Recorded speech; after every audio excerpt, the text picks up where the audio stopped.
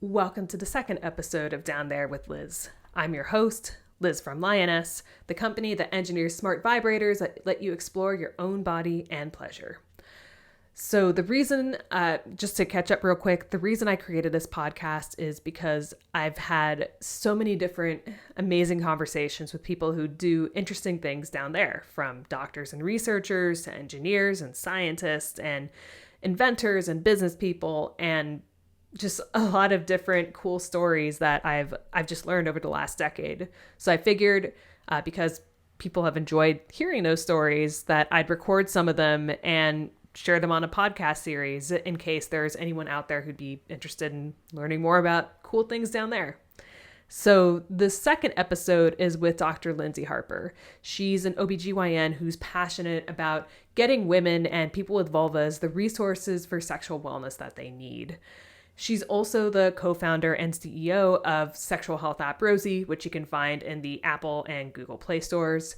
And one of the things that I've found particularly great about Rosy is that in addition to making it available to anyone at the App Store, Dr. Harper has done a really great job getting the word out to other gynecologists out there who are interested in providing sexual health resources to their patients, because one of the big hurdles for both doctors and patients alike is getting those resources in the right time, because it's just, as you'll learn more in this conversation as a gynecologist, it's really difficult to be able to provide those resources in such a short time frame with patients if you're spending like 10 or 15 minutes with each person.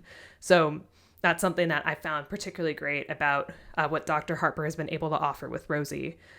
So we basically talk about her journey to becoming an OBGYN, to talking about sex with patients as a gynecologist, and how she ended up creating Rosy. Now, on to the episode. All right. Awesome. So I'm here with Dr. Lyndsey Harper, and I'm really excited to talk to you about being a gynecologist, what you've been learning in terms of sexual health and sexual pleasure, and also your company, Rosy. So I'm so happy to have you here today. Awesome. Glad to be here with you, Liz. Thanks so much. Yeah, I guess first for those of you who haven't met you yet, if you could kind of introduce yourself and talk a bit about, just your practice and, what you've been up to. Perfect. Yeah. So I am an OBGYN. I actually grew up in Arkansas, and I came to Dallas, which is where I am now for my medical residency. So after medical school, when I decided to be an OBGYN, came here and have been here ever since. And whenever I finished residency, I joined a practice at the hospital where I trained, and I was in private practice for about 8 years. I have 3 kids. They are ages 6, 9, and 11. And just, living that startup life. It's pretty crazy, but a lot of fun. And I love making connections with people like you who are super passionate about sexual health, super passionate about women's health, and love talking specifically about women's sexual health. So super excited to do that with you today. Awesome. Yeah. And let's go back to the beginning of that medical journey. How did you end up landing on becoming an OBGYN? Yeah. So whenever I was a little girl, I literally have never considered doing anything else other than being a doctor. And so that was always I never questioned that pathway. One time, my grandmother, who definitely thought I should be a nurse, I love her to death, but she was very old school and traditional and did not know how you could ever balance being a doctor and a mom. But she asked me, well, what will you do if you don't get into medical school? And I was so offended by that question. I'm still offended by it today. She's been, passed for like a decade, but I looked at her in disbelief and I was like, well, I'll apply again. Like there wasn't a plan B, I was just going to go to medical school, and that question was so confusing to me. And so anyway, that's what I did. And when I was in college, actually, I knew that I felt like I needed to get some more experience sort of on my CV for my application to medical school. And so my dad had a friend who was an OBGYN, and I ended up working as a labor and delivery tech in a women's hospital in my college town. And it was the coolest experience ever. That's where my love for OBGYN started 100%. Like, the people that worked there were so nice and warm and engaging. All the doctors knew that I was applying to medical school, so they all involved me much more than they would have normally, I think, in what was going on and telling me about things. And I got to be in the operating room. I got to be in the delivery room. I was doing all the grunt work, like digging through the biohazard for the lost instruments and cleaning up, other biohazard spills and stains, but I loved it. And so when I got into medical school, I really always found myself drawn to those women's health topics because I felt like I had a connection, however small it was, with that field. And that familiarity was comforting to me. And the other thing about being an OBGYN that people don't realize who are sort of outside of medicine, I don't think, is that it's the one opportunity that you get to have like a long-term relationship with people, but you also get to be like highly procedural and surgical, right? So everybody loves delivering babies. That's amazing. There's literally nothing like it in the world. It's the coolest like moment of life. But what they don't realize is that like I also love surgery, and I love to be in the operating room. I love doing things that have quick results. And so the opportunity to have these long-term relationships with people, but also to get to, work with my hands and be procedural and be in the operating room is a really unique setup. So there's a lot of people who go into OBGYN for that reason as well. So it was really the perfect fit. I mean, lots of people tried to talk me out of it because the quality of life is terrible when you're delivering babies all the time. But I was not deterred. I did not think that was going to be an issue. And I truly loved every, opportunity I had to connect with my patients, which is the best part about it. So you were in college when you were the technician doing this, like kind of the college intern? Yeah. It was, I can only imagine like in retrospect how underqualified and like laughable that was. But I mean, I was thankful for the opportunity and tried to make the most of it for sure. Oh yeah. No, I mean, that's really cool. Cause like how many people get that opportunity and then you're like, oh my God, like I love this. This is great. It was great. It was great. I loved it. And the part I think that surprised me the most about all of that was like how much I loved the surgical part of it. And, you never know how you're going to react to surgery, like, being on that side of things. But when you're in there and you love it, there's no way to deny it. Like you love it. So it was really cool. I guess also what is for like someone who is like a patient going to see an OBGYN, like what is a schedule like for an OBGYN? Like just like how, how frantic and busy and, what is that like for just like for us as like when we're patients to know about? Yeah. I mean, it's different for everybody, right? Everybody has a different setup. So I can speak to mine, like in residency, all bets are off. Like it's the worst work schedule of anybody ever. But in private practice, which is probably who most people are seeing, or in a hospital run practice, the way that it goes, generally speaking, is that early in the morning, if you have surgery that day, usually surgery starts at 7:30. So you've got to get there by 7.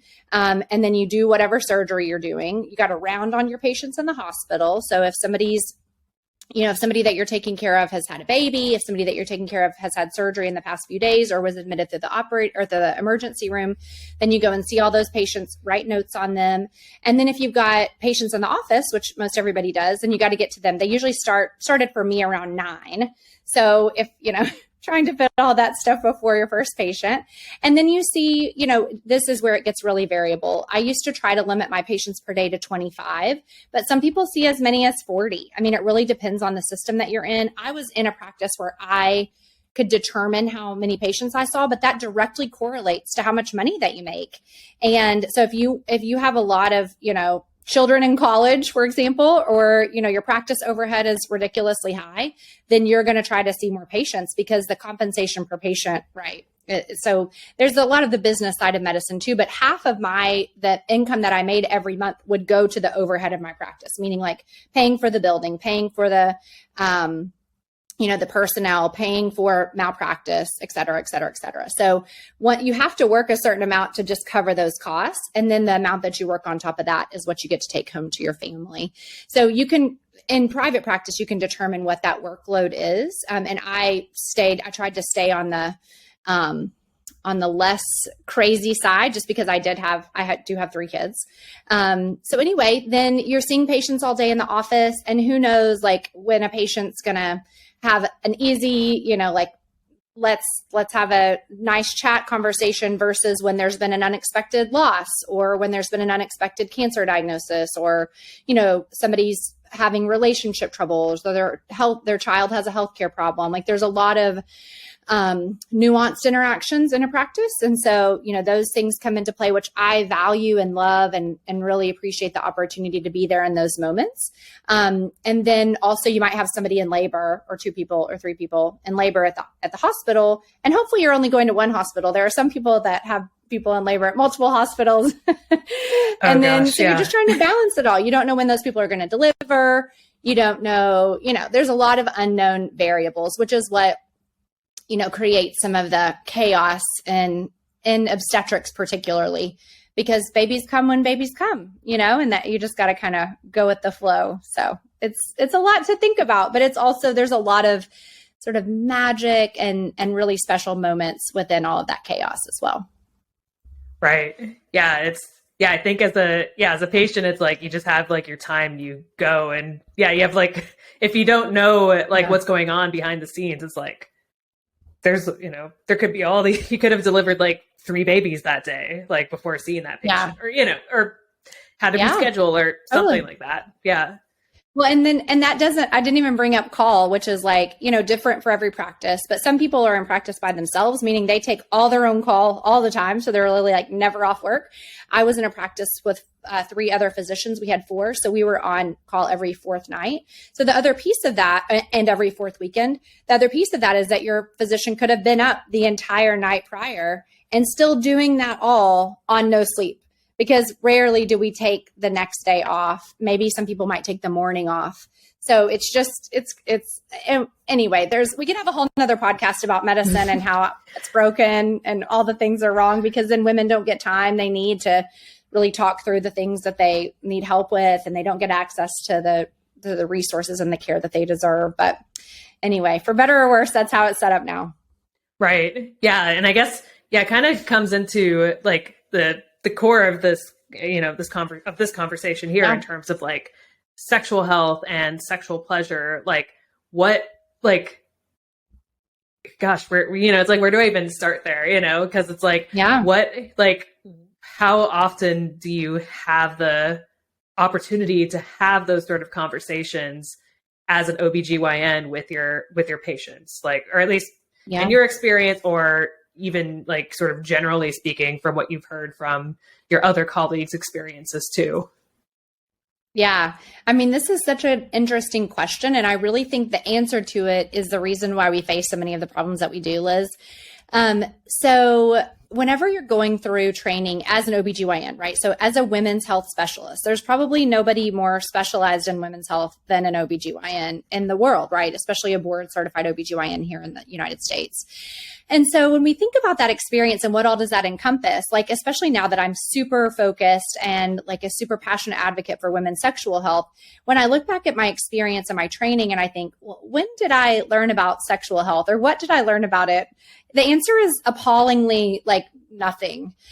I do remember in my residency program, we did have a sex therapist that came to talk to us for like 1 hour, and it ended up in a bizarre turn of events. One of my co-residents basically just had like a therapy session.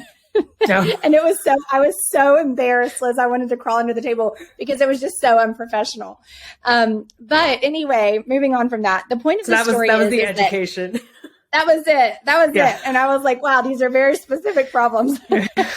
So the point of that is when I got into private practice and I was seeing my patients, there is no opportunity that is created for patients, right? Whenever we see you for an annual exam or a well woman exam, we have a list of things we're supposed to get through in that exam, like check marks. And guess what's not on there? Sexual health. We are supposed to talk about STI screening, right? But it's not as if, are you having sexual pleasure? Are you having sexual problems? That's not the question. The question is, do you want me to screen you for STIs? And that's it. And then the other time when it does come up intentionally, and I always had this conversation because you are taught a little more to think about this, is in the postpartum timeframe. So at that 6-week postpartum visit, it comes up because what you're basically doing is giving your patient permission, if she's healed, the vagina and the vulva are healed and the uterus is back down to normal size, to go back to penetrative sex. And so that did create an opportunity for that discussion, but it wasn't like probing. It was like very prescriptive, like, now you can have sex and make sure to use lube and call me if it's painful. Right. And so what was happening in my experience was that my sweet patients with whom I had developed like great relationships were just basically confiding in me. It's not that I was doing a great job of asking them or of helping them even. They were just like, it started getting really concentrated. And it's one of those things, once you start to pay attention to it, it becomes like overwhelming. That's kind of how it went. So it was like a couple of patients here and there. And then it was like more and more patients. And finally I started to look around and say, wow, did I somehow attract all of these patients who are having sexual issues, or is this just the norm? And so I kind of started asking around, and I learned that, so many women, 43% of women describe that they have a sexual problem. That's nearly half of women. It's like, yeah, what? Half of my patients are having a sexual problem and I don't even know like what to do for them or even how to have this conversation. And then I'm like, okay, well, why is the training missing? I had a baby in residency. I'm like, maybe I was on maternity leave, during those 6 weeks or something. Or maybe it's my program. I went to like a, religiously affiliated residency. So I'm like, maybe it was something to do with that. No, it just doesn't exist in our training across the board. There are a few pockets, a few facilities where there are people who are really passionate about it, like I am now, who take the time to train their residents much better than I did, but it's not like it's across the board, mandatory training. And here's the problem, and we can get into all of this, but even now when we talk to our patients about sexual health, we're not getting compensated for it, right? And so it's all, the whole system is set up for failure, because even if you spend however long, 10, 15 minutes, which is not long enough, right? But even that amount of time, you're still not going to get paid for it. You still have to code in a way that you're doing something else or talking about something else. Like you have to get crafty. And so the whole point is that the medical system doesn't think of women's sexual health as a priority. The payers don't think of women's sexual health as a priority. And without the support of both of those systems, physicians are never going to get taught about this stuff, and they're never going to get reimbursed for this stuff. So even if they're taught about it, they're negatively incentivized to spend their time on it. You know what I mean? Mm-hmm. And so it's so frustrating because it's like, we're doing so much on the men's sexual health side, right? Where is that parity for women? And the other piece of that is that, I think that I could go on about this for days, Liz, but I think the piece of it is that historically, and I'd love to hear your take on this, I think women's sexuality in medicine, which was created by, white men, for better or for worse, was viewed as a function of men's pleasure, right? And a function of reproduction. So if it has to do with men's pleasure, let's talk about it. Or if it has to do with reproduction, let's talk about it. Infertility, pregnancy, things like that. But other than that, it's just kind of an aside. Does it really matter if women don't desire sex or don't have pleasurable sex? Probably not, because they're going to have sex anyway, because, they're kind of dependent on their partner to keep them afloat. So I think as we come out of that paradigm and we come into this new one where we are allowed to own our sexuality, we're allowed to support ourselves, we're allowed, to really ask for what we need. And we're also allowed to change medicine from the inside out. I think that you'll continue to see those things change. But it takes so much advocacy. It takes so much noise. It takes so many conversations like this to really, make a dent in that process. Yeah, I think, at least from my perspective on it, like making devices that are related to sexual function and primarily sexual function for women and people with vulvas. It's like, one of the things that we would like to do at some point is have technology like this be covered by health insurance? So it's like, it could become more, like things like this could become more accessible to people who need it and could benefit from it.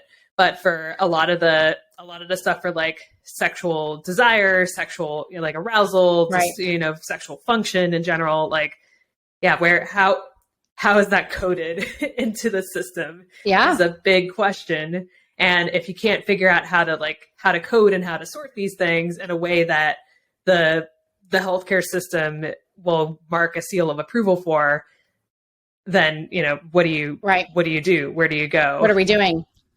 Exactly. And that's actually a lot of work that ISWISH is doing, is just really solidifying and disseminating the nomenclature that's necessary, like the framework for physicians to be trained, for there to, be the codes necessary. Whether they're paid for or not is a different story, but the codes, existing in the diagnostic manuals and things like that. So, it's slow, but it's happening. And we'll see. My hope is that, women's sexual health particularly will have the same trajectory as mental health, which is to say that we know it's such a huge piece of our lives. Like, everyone can identify that on an individual level. It's just the cultural shift required to make the leap from individual to collective statements about these issues that are necessary. So we've definitely seen that we're capable of doing that for men's sexual health, for mental health.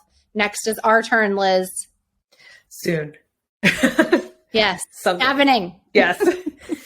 Yeah. So okay. So for ISWISH, it sounds like so as a practicing OBGYN, you started getting all these different, you started hearing all these different experiences of people in postpartum who were having different difficulties with sexual function, sexual pleasure.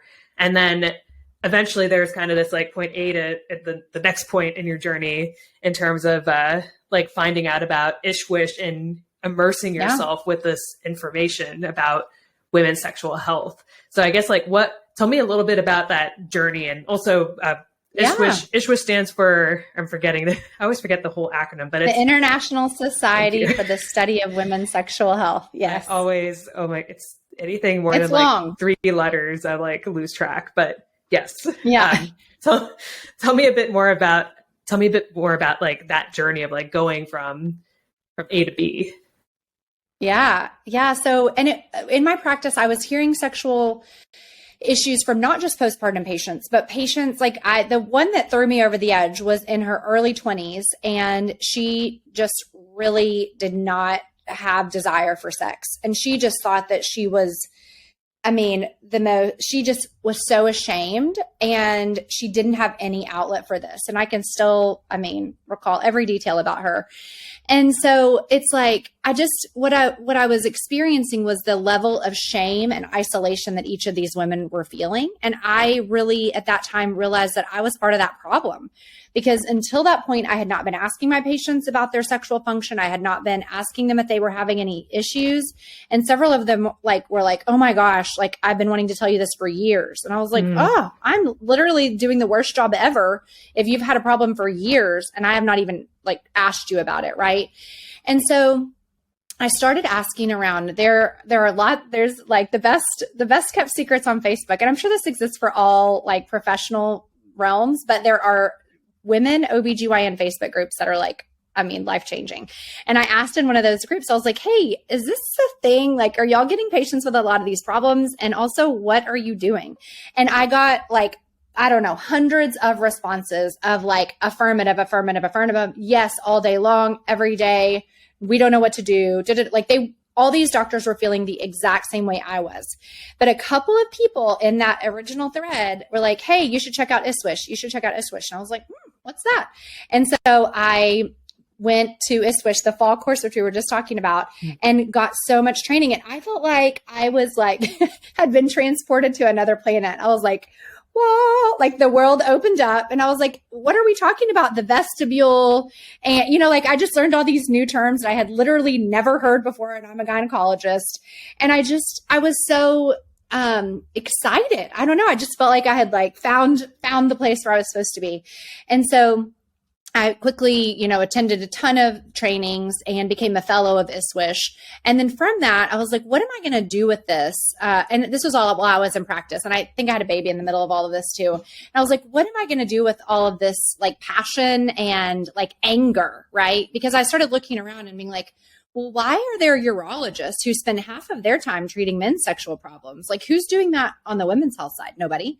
Why did Roman just get $1 bajillion in funding to like pass out, Viagra? Who's doing that on the women's health side? Nobody. So it's like, I was just seeing all this stuff and getting super mad. So I was very excited to be doing this, very angry about the current state of things.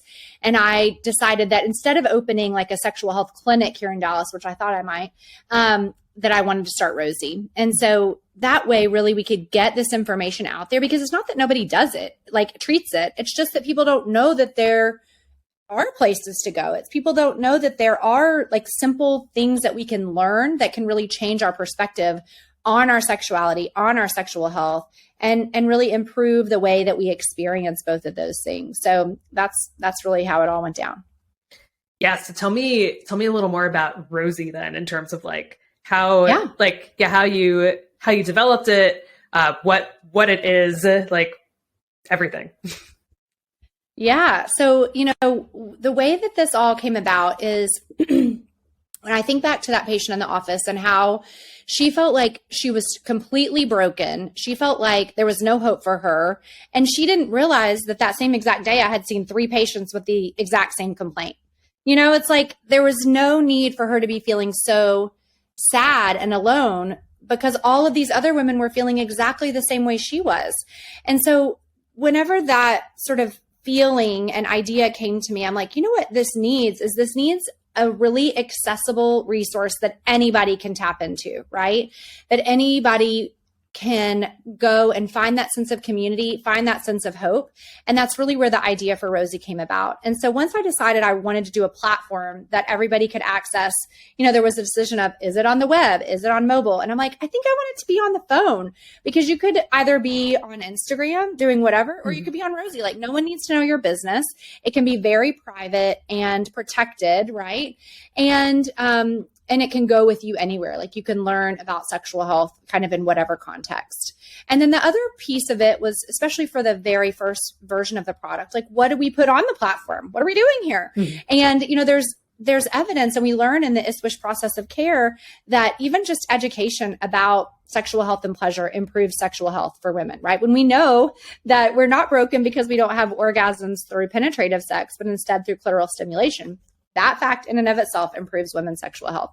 When we understand about responsive desire, that improves women's sexual health. When we know the people that we need to see for sexual pain or for trouble with orgasm, that is obviously going to improve sexual health. So we started the platform with education, which we knew was an evidence-based intervention. We also did some self-help through behavioral change on the platform. So I called out of the blue, cold called Lori Mintz, because I had read her book, Becoming Cliterate and A Tired Woman's Guide to Passionate Sex. She's an awesome sex therapist, author, professor in Florida. And I'm like, hey, I'm this crazy gynecologist in Texas. Will you take my call? So she collaborated with me on some very early content. And then we also put erotica on the platform, which is another evidence-based tool to improve sexual health. And so we really launched with those 3 components, because I knew in silos that they worked by themselves. And the hypothesis was that it would work, in, synergy on the platform. And then very quickly, we got the word out through physicians about Rosy, who were in the same position as I was, a few months earlier, which is to say, I need more resources. I don't have anything, legitimate to recommend to my patients. And now we're able to kind of step in and fill that gap for those patients, for those physicians, and offer those evidence-based interventions. Got it. Yeah. And I think, I don't know if I'll be able to put it or to say it as succinctly as you did, but something that like left an impression on me when you talked about Rosy and like how Rosy kind of fits into the process of like OBGYNs recommending it to patients is like, if there's a question and like you're out of time, like, you have your 10 or 15 minutes to talk about like STI, something prenatal, postpartum, all the other stuff. And pap smears, breast exams, depression, family history. I don't even know how you get through that in like 10 or 15 minutes alone. It's an art. Yeah. Yeah. But it's like, if like you have more to talk about in the sexual like pleasure realm, the doctor has Rosy to be able to say like, you can check this out on your own time privately. And also for as long as you need to. It's like, like walking, almost like walking out the door, you can leave them with that to have and be able to get more of that information, follow up with questions later, that sort of thing.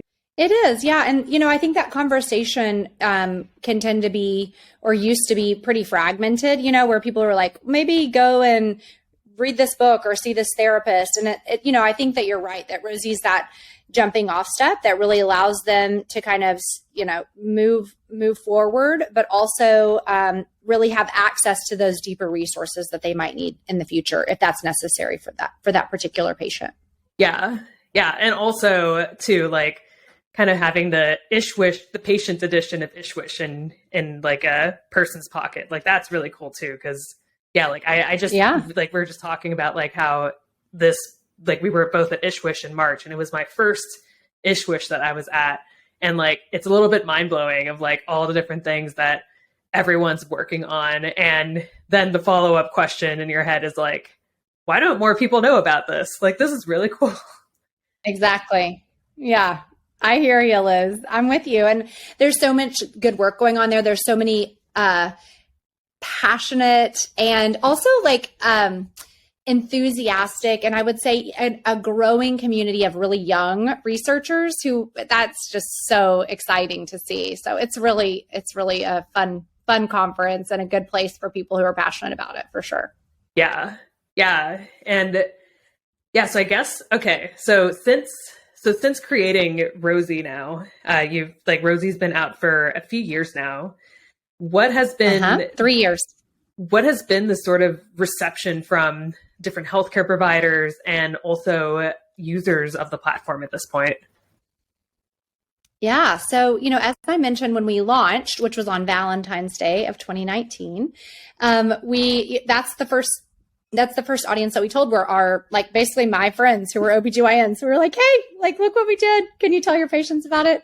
And then that word kind of continued to get out. We've really tried to share with healthcare providers in the Facebook communities that I mentioned. We exhibit at a ton of conferences.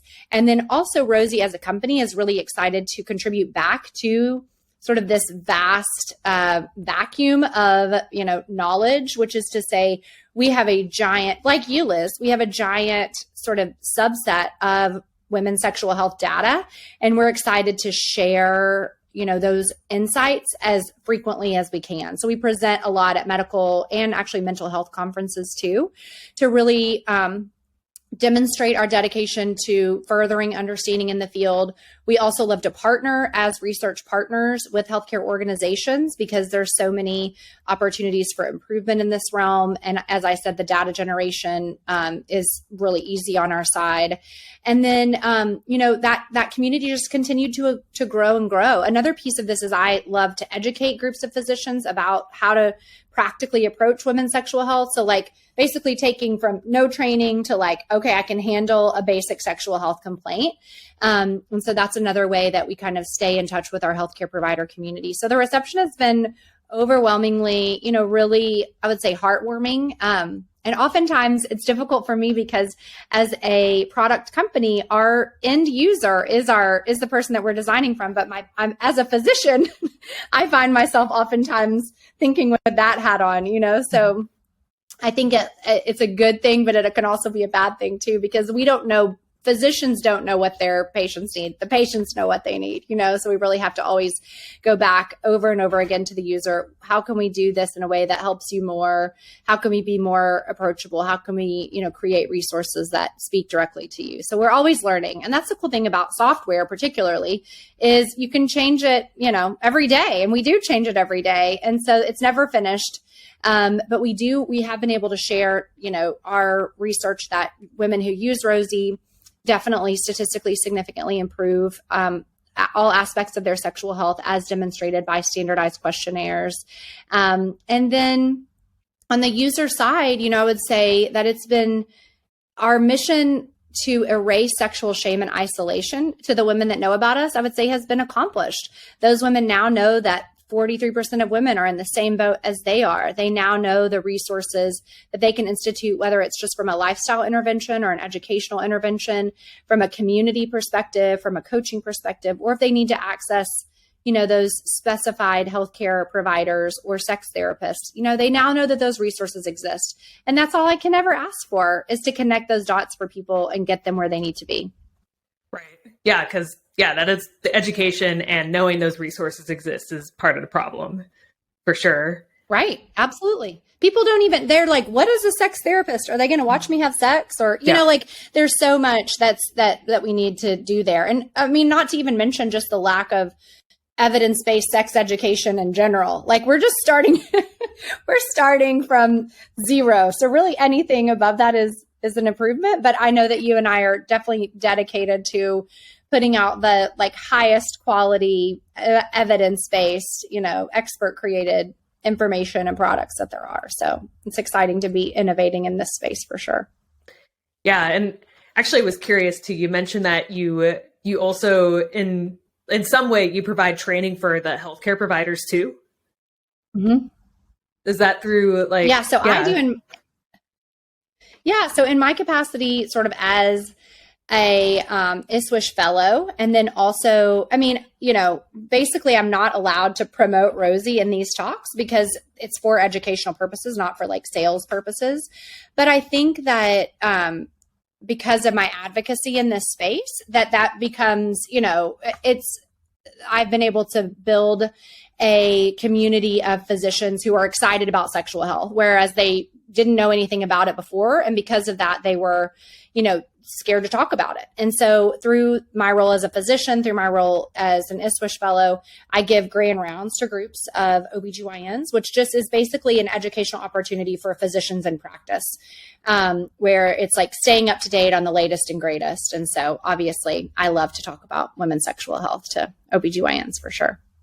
Got it. Yeah, no, that's cool. Cause this was a few years ago now, but so my mom is a nurse, and she's practiced in a lot of different fields over the couple decades, but her most recent area was with forgetting the exact medical terms, but basically head injuries, concussions, car accidents. Yeah, so traumatic brain injury. Yeah, and she invited me to do a talk about just what some of the stuff that we've learned about in terms of lioness, sexual function, and traumatic brain injuries, because we had a case study of someone who had a TBI and they saw data change, and presented on this. Right. The data is interesting.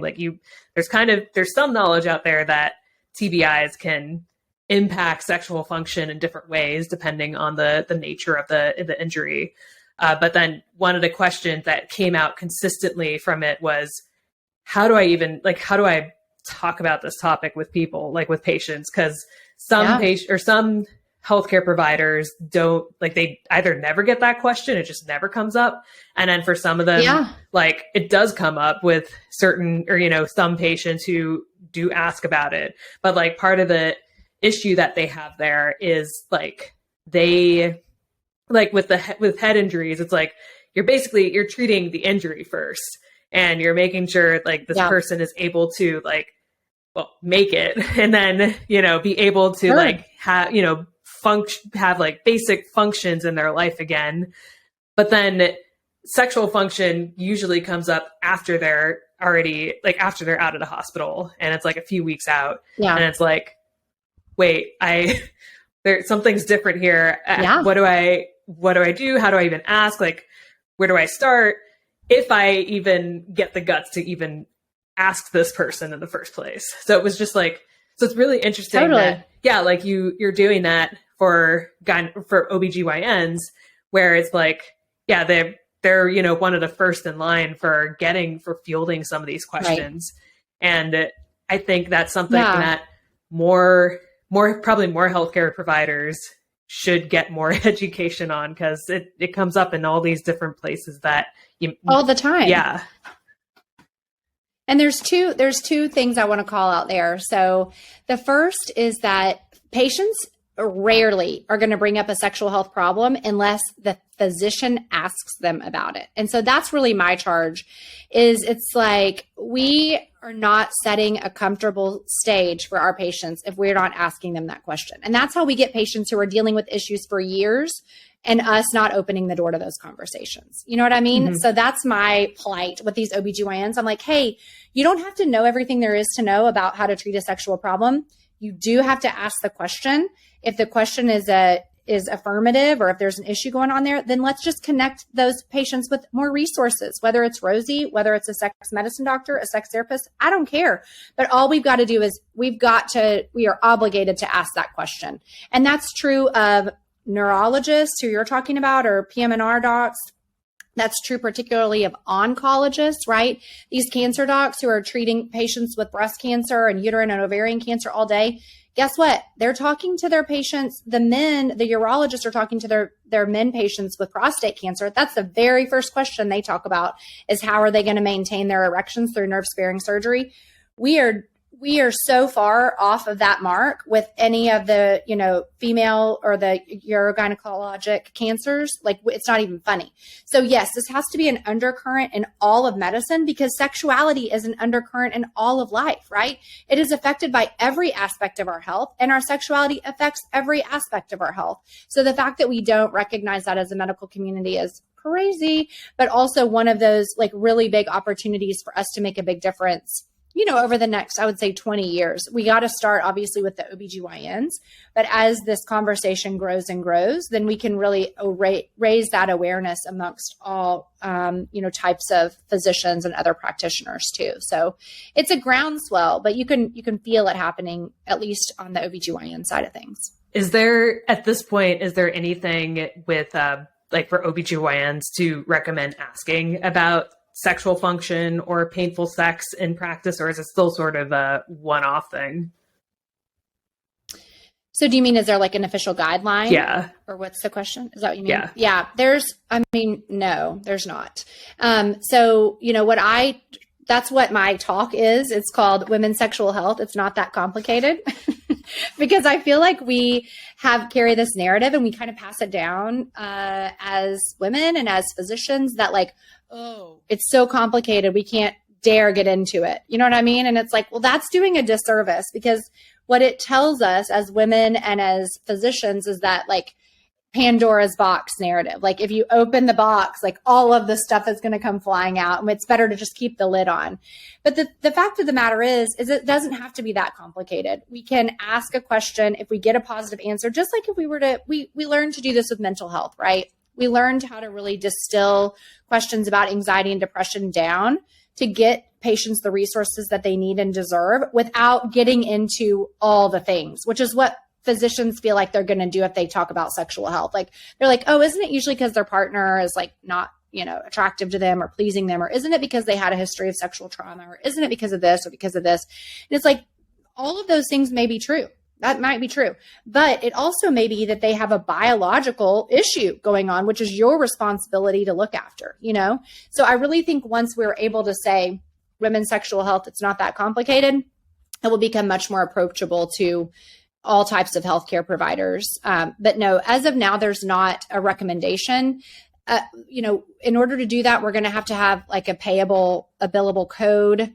We're going to have, R&D in the space of innovation in terms of pharma, in terms of, products like yours and mine, just because it's right now, there's a lot of us who are doing things. They're just not, like to your point earlier, they're not being paid for by, entities in healthcare. So it stays more of like a lifestyle or a nice to have rather than a must have, which is not where we belong. Right. Yeah. And I guess also this has been sort of a running theme in our conversation too. Like, why do you think that there's such a discrepancy between how men's sexual health is treated in practice versus women's sexual health? Like, why is there such a contrast there?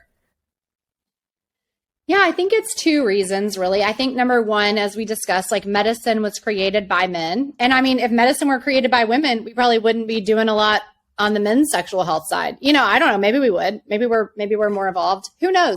The point is that when you're innovating, it's usually with your interest or like-minded interest in mind. That's just all there is to it. I mean, otherwise who would like dedicate their life to something, right? It's just hard to do that when you're so far removed from a problem. So I think that's the first problem. I think the second problem is that men are socialized, habituated, taught to own their right to sexual pleasure, right? And so they're willing to pay for it. They're willing to find a prescription, and those doctors are writing those prescriptions like crazy.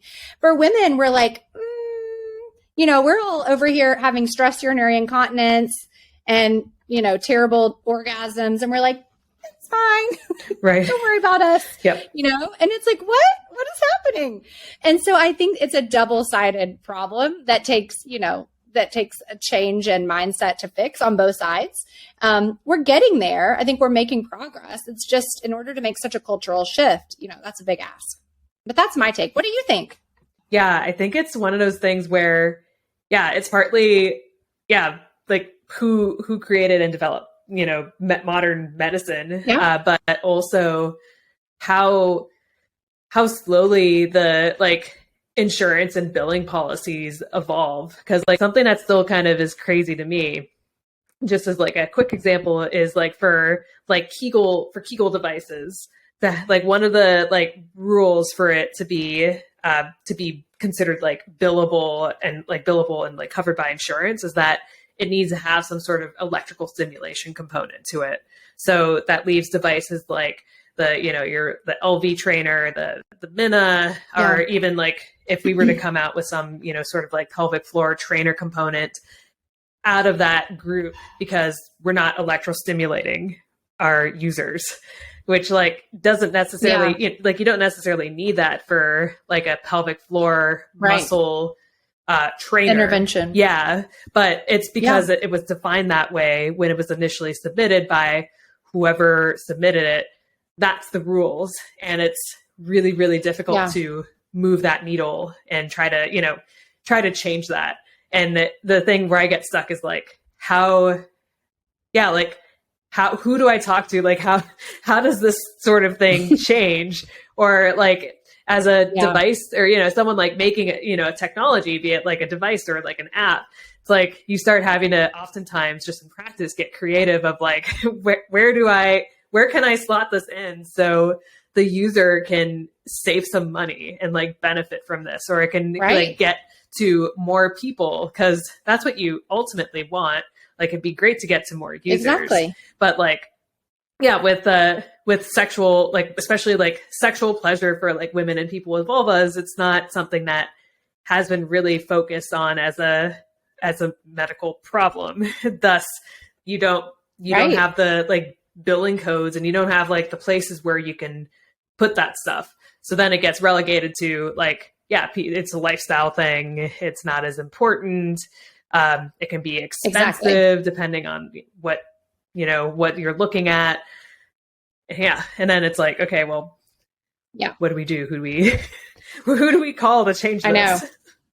Who do we call, Liz? Well, if you find out, let me know, because I don't think it works that way, but if it does, please tell me. But that's some of the work that we're doing. And really like, I feel like I want to change our company tagline to like sexual health is health, because that's the whole problem, is that it's not recognized as such, at least for women. And when it is, we'll be good to go. But that's the hard part of right now, is that it's not. That's also the opportunity, because we're, both very early players in this game. And so, I think that we both have the passion and the tenacity to see it through. It's a long process. And the more advocates and the more, people who can help us move that ball forward, the faster it'll go and the better off we'll all be. For sure. Yeah. And it's been, been on this journey for like the better part of a decade now. And I'm like, oh, it's It's a slow crawl, but it's a slow roll. Yes. It's a slow roll, girl. Yeah. It's like pushing up that boulder up the hill. It's just like, at times I'm like, oh my That's God. right. But it's going up. It's most of the time. Mostly. Yeah, most of the time. Yeah. But yeah, I don't want to, and I see we're about at time here, and I don't want to take too much of your time. Is there anything else that you want to mention before we go? No, I think I'm good. I'm really glad to be here with you today, Liz. I love Lioness. Always have ever since I met you the very first time. I'm like, this is freaking cool. And so thanks for all of the innovation that you're doing. I'm really thankful, to be here with your audience. And as the more we can, like we talked about, move this ball forward together, the better. So I'm excited to see how this all plays out. Yeah. And thanks for giving OBGYNs resources to share with patients and to get sexual pleasure out there for the broader population, because we really need it. Absolutely. Where can people find Rosy? Where can people find out more about Rosy? Yeah. So our website is meetrosy, meetrosy.com. And you can download Rosy in the App Store for free, ROSY. And we'd love to welcome you into our community. If you want to just get a taste, you can head over to Instagram, same handle at @meet_Rosy. And we're just super passionate about what we do, always creating new content, always trying to think through how we can support our users better.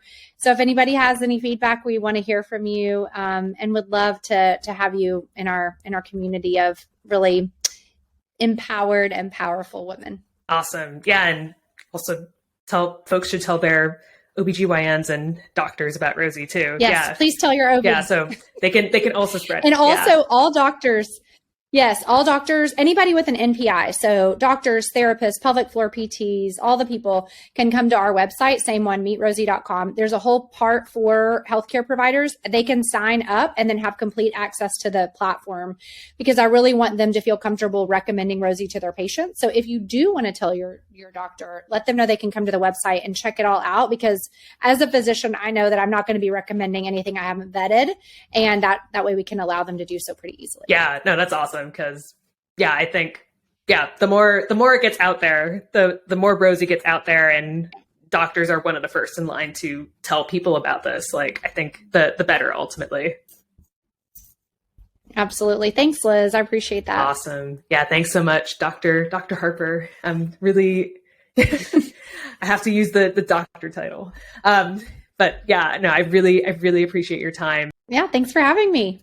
So much for listening to this episode. I really appreciate it. If you've gotten this far into the podcast, I hope I did something right. If you enjoyed this episode, you can press the like button, you can click on the stars, leave a comment. It really helps to get the episode out there. It helps get me feedback for what you might want to listen to or what you want to learn about next. So yeah, I'd really appreciate it. Until next time, stay curious.